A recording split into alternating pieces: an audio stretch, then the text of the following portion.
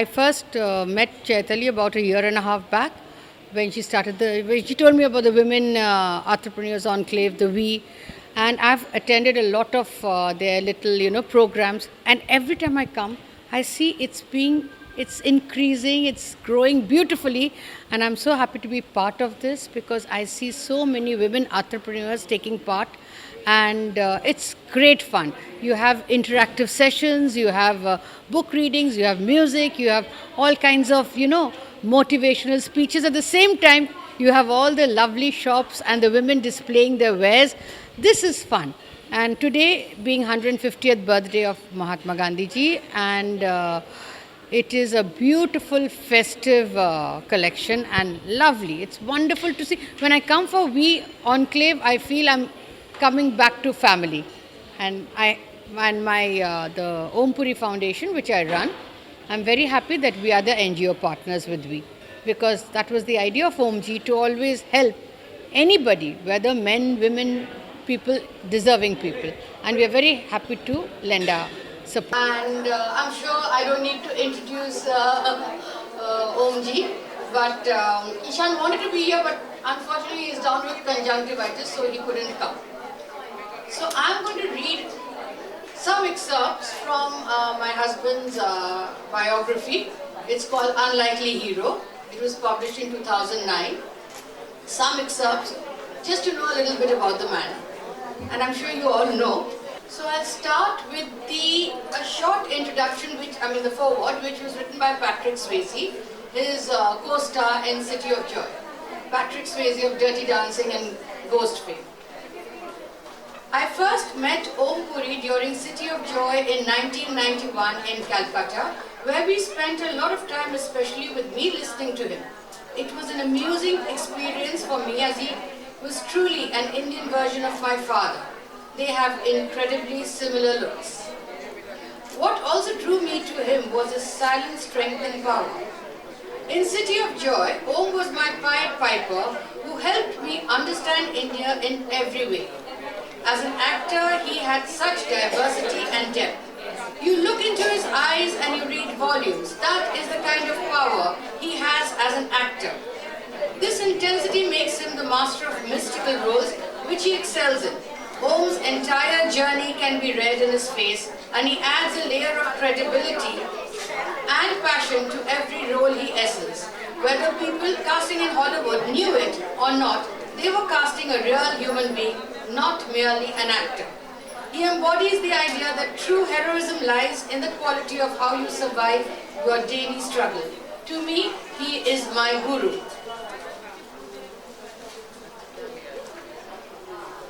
Then Derek Malcolm, the very well-known critic of The Guardian, London, says this about OMG, because OMG is the only Indian actor to have got the OBE, the only Indian actor to be, honored at the Oscars, and the only Indian actor who's worked with mainstream Hollywood actors. So he's very well regarded in UK, as much as he is in India.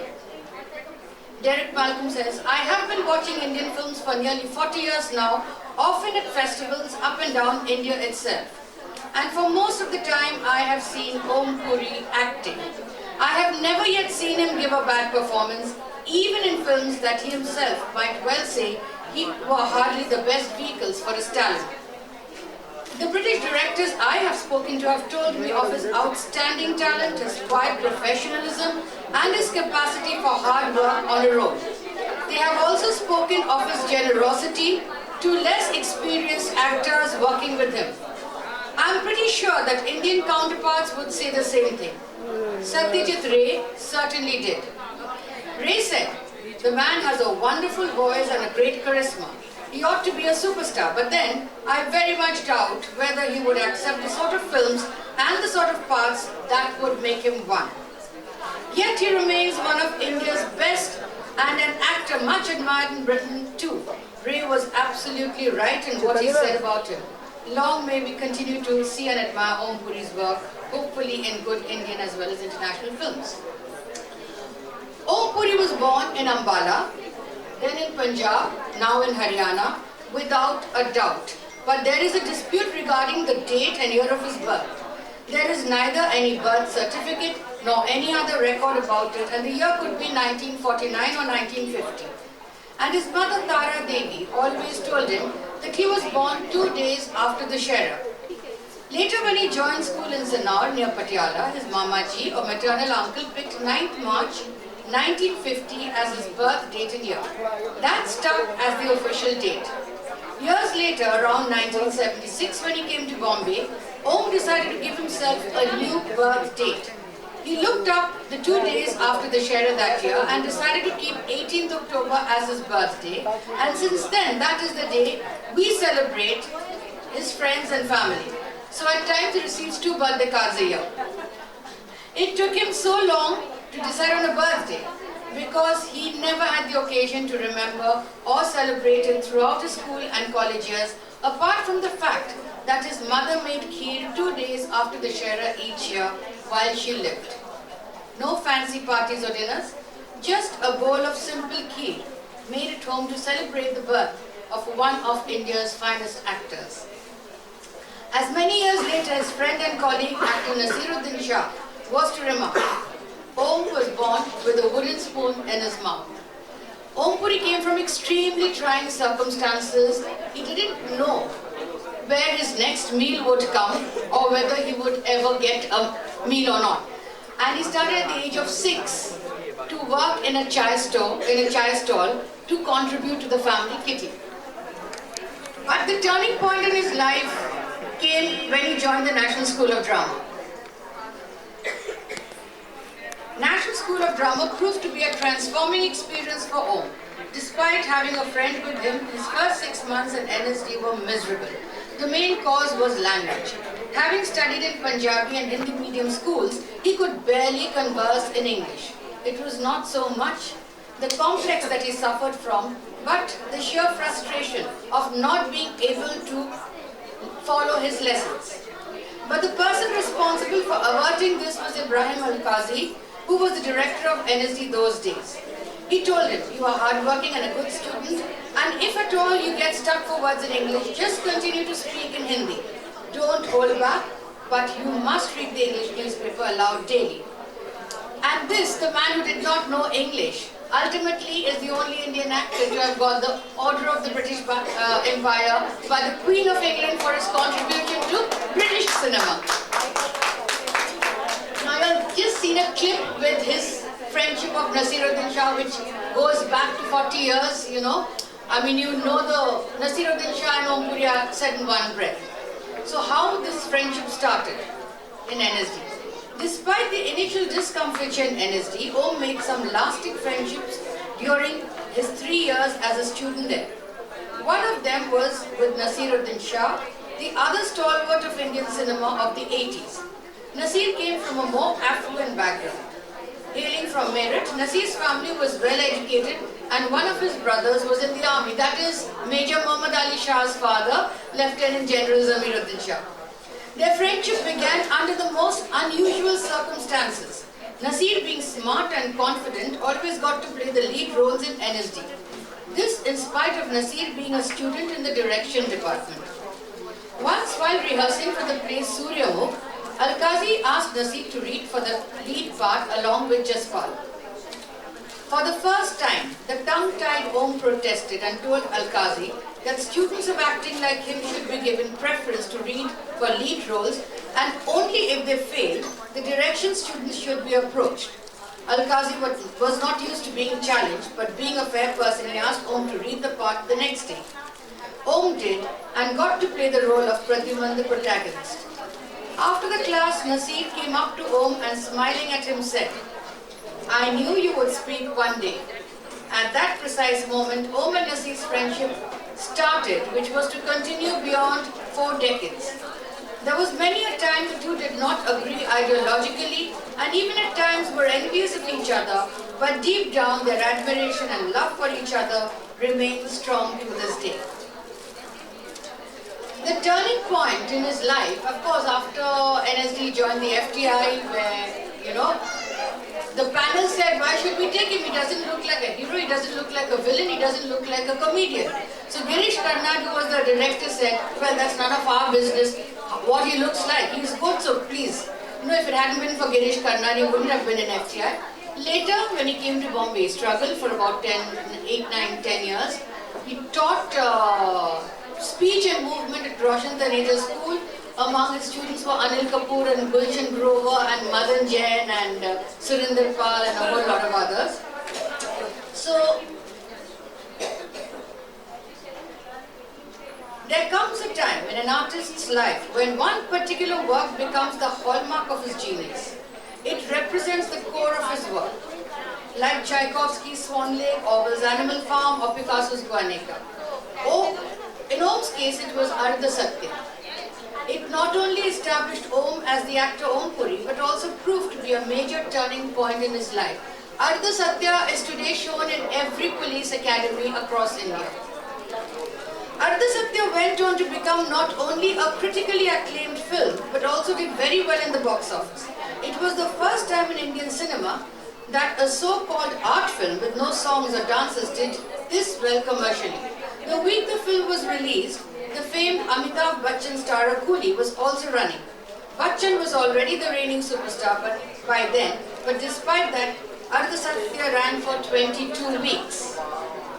Ironically, when Govind first decided to film Ardha Satya, he had only one person in mind, the angry young man of the day, Amitabh Bachchan. But Bachchan was busy fulfilling his big commercial ventures and had little time for a small budget film, that too with a not yet famous filmmaker. Govind Nihalani then approached Om. Again 10 years later, Govind's initial choice for the film Dhurokal was Amitabh Bachchan, but it did not work out. Finally, a decade, that is almost 20 years later, Govind realized his dream of working with Bachchan in Dev. In Dev, he got both the celebrated actors from Indian cinema, one from the popular genre and one from the art genre, Amitabh Bachchan and Om Puri respectively, to work together for the first time. One day during filming on the sets of Dev, Om caught Bachchan unawares. With a straight face, he told him, "Bachchan Saab, I'm eternally grateful to you." "Why?" Bachchan asked, surprised. "You have done me a big favor." "Really?" Bachchan asked, even more puzzled. "What is that?" I cannot thank you enough," Om continued. The suspense was killing and Om was secretly enjoying every moment of Bachchan's bafflement. "But what did I do? Tell me," Bachchan asked impatiently. "You refused Ardha Satya." "Did I?" "Yes, you were too busy. Had you done the film, I would have been nowhere today," Om said. Amitabh Bachchan had a hearty laugh.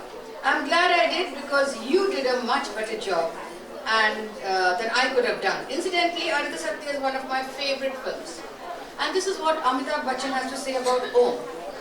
"Every actor enjoys a certain compatibility with the co-star if the co-star is self-assured and does not step on your toes. That is the kind of comfort Om gives. Acting is all about reacting to the right performances with your colleagues. If a sequence is right in Dev, the credit goes to Om. He is also perhaps one Indian actor who has been able to bridge Indian art cinema, Hindi commercial cinema and Western cinema. Now there is a chapter in this book. Om Puri has done about more than 350 films, Hindi and English and Hollywood and British cinema, all kinds of films, television serials. So he picks up some of his favorite films in this book. And I call this chapter, Let's Go to the Movies. And these are in his own words, and I shall read out about his experience. We can't read out all the films, so we'll read out Jaane Bhi Do Yaro, which is an evergreen film. So, in a career spanning over 3 decades with more than 350 films, it becomes difficult to talk in detail about every film experience, the filmmaker and the entire cast. There are even times when I cannot remember a film, and I'm even pleasantly surprised when I see myself in an old film being screened on television. But there are some films that are very important to an actor in terms of experience as well as success. Here I talk about some of them, including Arohan, Bharati Coach, Chachi 420, Charlie Wilson's Wars, City of Joy, a whole lot of others. So I'll talk about, in his language, Jaane Bhi Do Yaro. We all know, we've all seen Jaane Bhi Do Yaro at some point. I was in one of Kundan Shah's best films, Jaane Bhi To Yaro, which also went on to become a cult film. Kundan is a bit of a scatterbrain and looks a little lost on the sets. He exudes a kind of nervous energy, but the nice thing about him is that he trusts the actors and lets them improvise. He does not go strictly by the rule books. The film was made on an extremely low budget. It was made in rupees 7 lakhs, and 7 lakhs was the entire budget of Bisleri for City of Joy. So, the budget was so low that the food came from Kundan's house. His wife cooked with the help of 2 bhais, and I remember there would be dudhi curry and aloo sabzi almost every day. He rarely wanted to break for lunch as time was money, and if he did, he would pick up a plate while the last shot was being taken, and after announcing action, he would start filling up his plate. By the time he said cut, he would start eating. While the shot was being canned, he would urge others, hurry up, eat fast, as he had already eaten and was ready to shoot. Since they could not afford a hotel and the shoot was in Alibag, actors would take turns sleeping on the veranda of the shooting bungalow, literally on the floor. The crew members were, however, not so lucky as they had to shoot virtually without a break, day and night. Once the cinematographer, the DOP, Vinod Pradhan, was found sleeping in an upright position with his eye on the camera. We realized it when no sound came from the camera after the director announced roll camera. It was the poorest film unit I worked with, but it was loads of fun. And that goes on to prove that simply having great sets and locations with a lot of glitter does not necessarily make an everlasting film. Then there are a lot of other films, and I don't think I want to bore you much. But basically there's also a chapter on tips to actors, and he talks about, he talks about Bollywood, and he talks about nepotism and feudal system in Bollywood, much before it actually came into this thing. So he talks, when I first came to Bombay in 1976 to join the Hindi film industry, I had behind me NSD and FTI background, 5 years of solid training. NSD's impact had been much deeper. Unfortunately, the Hindi film industry as a whole does not recognize talent without glamour attached to it. Here, actors with good looks and glamour are most welcome, as also are actors with glamour and talent, and more than anything, actors with glamour and family connections. Never mind the talent bit. Bollywood is a feudal system, hierarchical. While a star can command 10 crore rupees for a film, a character actor in the same film will not get more than 50 to 80 lakhs. And a boy at the bottom of the ladder would get 500 rupees a day. The disparity is glaring. Yet, he says, even so, some professionalism has seeped into the industry. But despite everything, and in this great Indian film industry, where there is harmony among the various communities, where Hindus, Muslims and Christians all break bread together, where a communal clash at a shoot is unheard of. May it always stay this way. Thank you.